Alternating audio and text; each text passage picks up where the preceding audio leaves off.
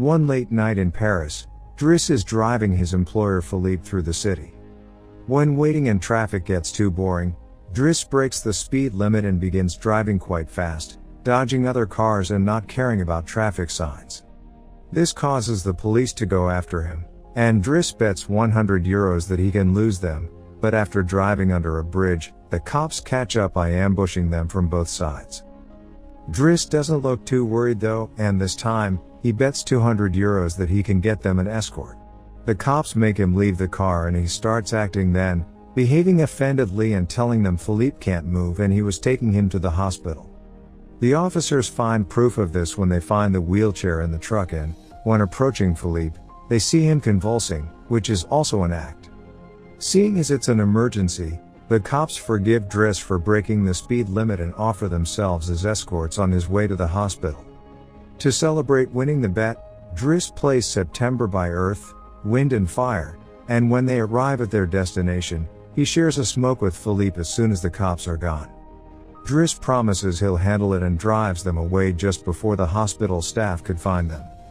This friendship began many months ago. Philippe and his assistant Magali are holding interviews to find a new caretaker for him, but it isn't going too well, because all applicants have very standard or awkward answers to their interview questions. But they're suddenly surprised when Driss storms in, ignoring the fact it isn't his turn quite yet, because he only wants some papers to be signed saying they won't hire him so he can get the unemployment benefits. He's blunt and a little rude, even hitting on Magali, but Philippe finds him amusing and asks him to come back the next day for his signed papers. Driss goes back to his home in a humble neighborhood and tries to take a bath while all his little siblings bother him, only managing to get it done in time thanks to his sister Mina, who is a bit older than the others and more responsible. While waiting for their mom to arrive, he looks through the window and notices his brother Adama getting out of a suspicious car. When the boy enters the apartment, he just says he was at school and leaves again after grabbing his bag, causing Driss to be even more sure that he's up to something. In the evening, his mom arrives, and he gives him a Fabergé egg he stole and tells her he's been away on vacation when she asks. She isn't happy to see him though, because he disappeared for 6 months and never called, and now he's shown up out of nowhere as if her home was a hotel. As she's absolutely done with all his lies and she has other children she has to take care of, she kicks him out and tells him not to come back. Driss spends the night having a smoke and some snacks with some neighborhood friends.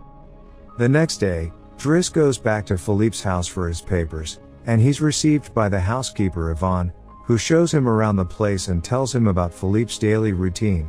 She also shows him the room he would get for himself with his very own bathroom. Driss can't help staring at the bathtub before he's dragged to see Philippe, who offers the signed sheet of paper but also a job opportunity. Driss accepts the 1-month trial, and Philippe tells him he bets he won't last 2 weeks. After bringing his things to his room, Driss is taught how to take care of Philippe.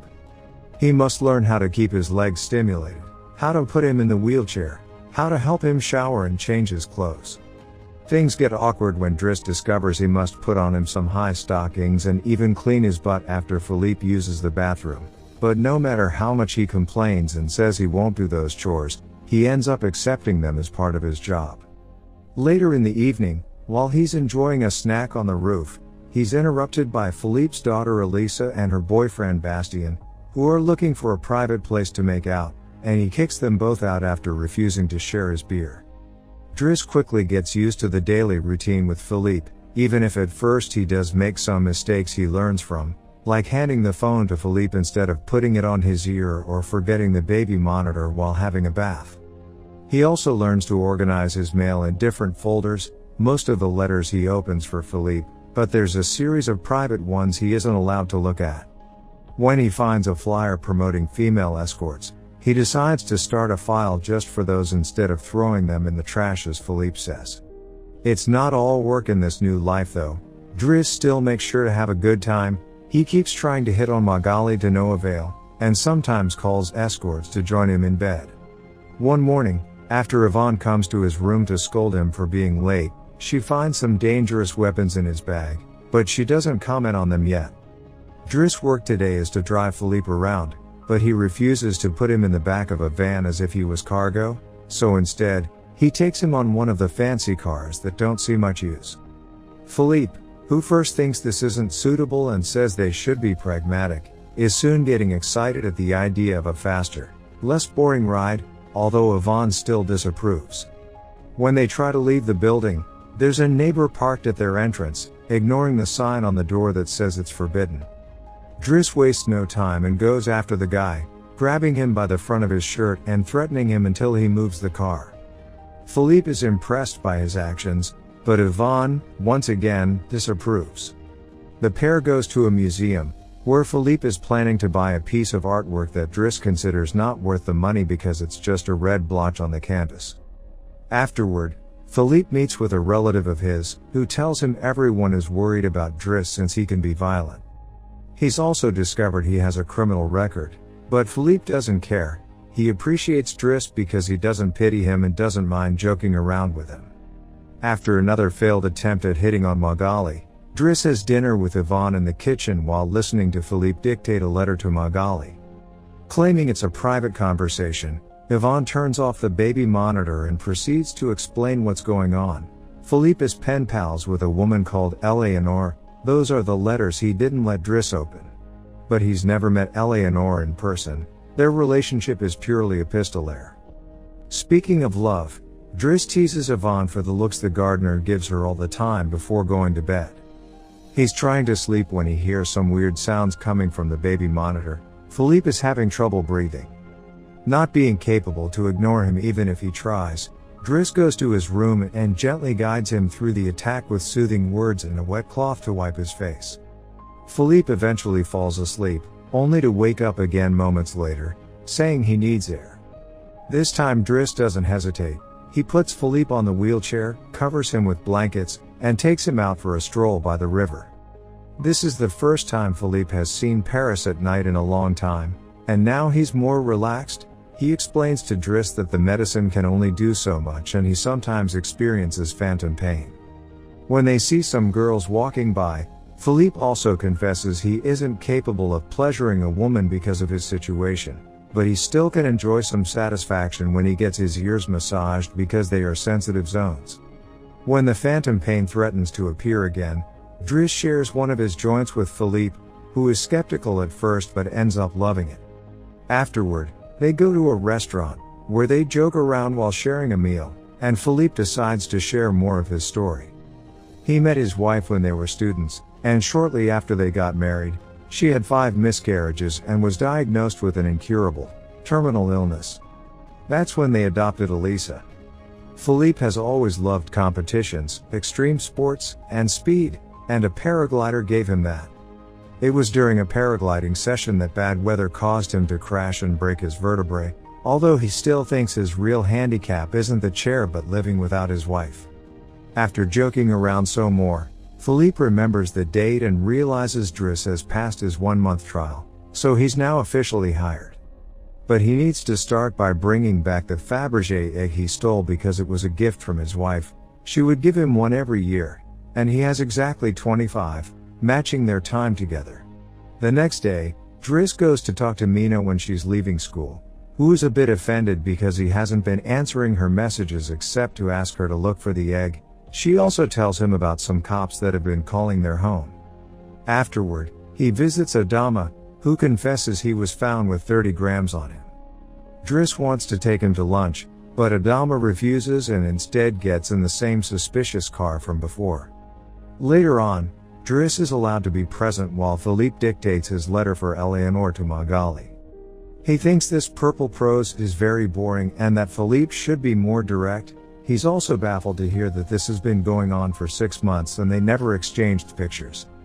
When he finds her phone number on one of the letters, he takes it as a sign and calls her, obliging Philippe to take the phone and finally speak to her outside the written word. Their conversation goes so well, Philippe is now on the phone with her all the time, even right before he and Driss attend the opera, during which Driss laughs and makes fun of the costumes. The next day, Driss convinces Philippe to accept to exchange pictures with Eleanor and chooses one of him in the wheelchair. Afterward, while he's painting, Elisa bursts into his room to ask him for cigarettes and makes fun of him for trying to be artistic. Getting angry, he kicks her out before going to see Philippe, who is currently asking Yvonne to change the chosen picture for one of him when he wasn't quadriplegic. She hides the picture inside the escort file right before Driss burst in, complaining about Elisa and telling Philippe he needs to discipline her, something Yvonne agrees with. Philippe agrees to talk to her, but he's mostly surprised when Driss lets it slip that he's been painting. Days continue to pass, and the friendship between Philippe and Driss continues to grow. Driss takes him to play in the snow and brings him with him when he goes out for a run. Philippe gets him his first suit and scolds his daughter while Driss listens to him through the baby monitor. When Driss finishes his first painting, he shows it to Magali, who slaps him when he tries to kiss her. Philippe, however, likes the painting and promises he'll try to sell it. The two of them have a great time with each other, enjoying things like getting a faster car, sharing joints, and even hiring escorts together. When Philippe's birthday comes, he isn't very excited about it. Every year, he pretends to be surprised that they're throwing a party and has to meet with all these relatives that only come to see him on the date to check he's still alive. Philippe says it'll all be rather boring. While he and the guests enjoy some live classical music, Driss searches for Elisa, who is crying in her room after having taken some of Yvonne's pills, which won't kill her as she expected. The reason why she's sad is that Bastien broke up with her and called her a tart, so she asks Driss to talk to the boy, which he accepts to do for a price. Meanwhile, Philippe is showing Driss painting to his relative and manages to convince him to buy it for 11,000 euros. Driss goes back to the dining room and chats with Yvonne, who tells him Magali is in a relationship with someone named Fred, but things are rather rocky at the moment, giving Driss hope. As the party begins to die down, Philippe makes Driss listen to some of the most important songs in classical music history, but he could only joke in response. After the band is done, he brings his iPod and plays Boogie Wonderland by Earth, Wind and Fire before he starts dancing right in the middle of the floor. He's an incredible dancer and he even convinces the rest of the party to join him and dance with him, which Philippe enjoys watching. Later, when putting Philippe to bed, Driss opens Eleanor's latest letter to him. She sent her picture, showing she's rather pretty, and is telling him they should meet next week when she visits Paris. When the day of the date comes, Yvonne and Driss put Philippe through dozens of outfits until they find the perfect one. And since it's Yvonne the one that will take Philippe to the date, Driss uses his day off to visit Bastien and threatens him until the boy accepts to apologize to Eliza and to bring her croissants every day. He also asks him to fix his hair. Afterward, he visits his mother at work, but only to watch her from afar. At the restaurant, Yvonne and Philippe are waiting for Eleanor, who is very late. After waiting for an hour, Philippe gives up, calls Driss to ask him to take him away, and then leaves the restaurant without noticing Eleanor is arriving at the same time. That same night, Philippe takes Driss with him in his private plane and gives him the money he got for selling the picture, making him immeasurably happy. They make it to the countryside the next morning, and Philippe decides to go paragliding, dragging Driss with him as well. Driss doesn't want anything to do with it, but after initially freaking out, he ends up enjoying the experience. When they return home, Adama is there waiting for Driss and gets scolded when he sees the scars on his face. Adama will still not tell Driss what's happening in his life though, so Driss makes him wait in his room while he calls Mina to tell her not to worry and goes to put Philippe to bed. Philippe, however, isn't sleepy yet. After making Driss look at a painting with him, he asks him about his family, which Driss at first doesn't want to talk about, but eventually gives in. It turns out Adama technically isn't his brother and his parents aren't actually his parents, they're his aunt and uncle. They fetched him from Senegal when he was 8 because they couldn't have kids, and his real name is Bakari Bassari, but because other kids had that name, they called him Idris, and that became Driss. One day, his aunt miraculously was able to conceive, and after his uncle died, there were other men and more kids as well. In the same way Driss had talked to him about Elisa, Philippe points out that Adama needs discipline, so he fires Driss so he can be there with his family because he can't spend his whole life taking care of an old man. The next morning, after Bastien has brought his daily croissant while wearing a better hairdo, Driss packs his bags and gets ready to go. Magali comes to say her goodbyes, and when Driss tries to hit on her one last time, Magali introduces him to his significant other Fred, which is short for Frederic. Turns out Magali isn't interested in men, and Driss gives up on the spot. On his way out of the house, he gives the baby monitor back to Yvonne and teases her for having lied to him about Magali just to mess with him. In return, she gives him the escort file he had started, and he's disappointed to find the picture he had chosen is hidden there. Driss throws away the file, but he keeps the photo for himself. Once outside, he finds a car once again blocking the entrance, so he asks him to move away even if he doesn't work there anymore. When Adama calls him out for it, Driss says it's a matter of principle. A few hours later, the two brothers go pick up their mother at the station. While back at the house, Philippe is having his first dinner together with his new caretaker, who is stuffy and boring, and Philippe decides to leave him without even having a bite. Since Yvonne is out on a date with the gardener, nobody is there to scold him for it. As days pass, Driss goes back to his old life. He hangs out with his old friends again and tells the guys from the suspicious car not to bother Adama anymore. When he goes to an interview he doesn't have enough experience for, he manages to win over the employer by calling himself pragmatic and using all the art knowledge he acquired while working for Philippe. This lands him a job as a driver. Philippe continues to dislike his new caretaker and is in a constant bad mood. One night, he refuses anyone in the house to help him with his phantom pain, so Yvonne calls Driss and asks him to come over. That's how they find themselves in the situation from the beginning, with the cops chasing after them first and escorting them to the hospital later. After that little adventure, Driss drives Philippe to the coast, and the sight of the sea helps Philippe calm down.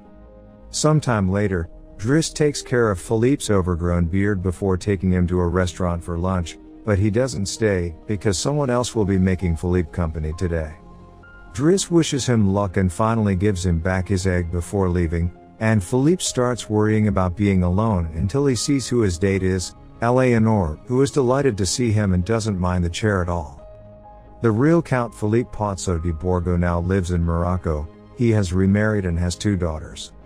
The real Driss, actually called Abdul Yasmin Selu, has his own firm and is also married with 3 children. The 2 men continue to be very close friends to this day.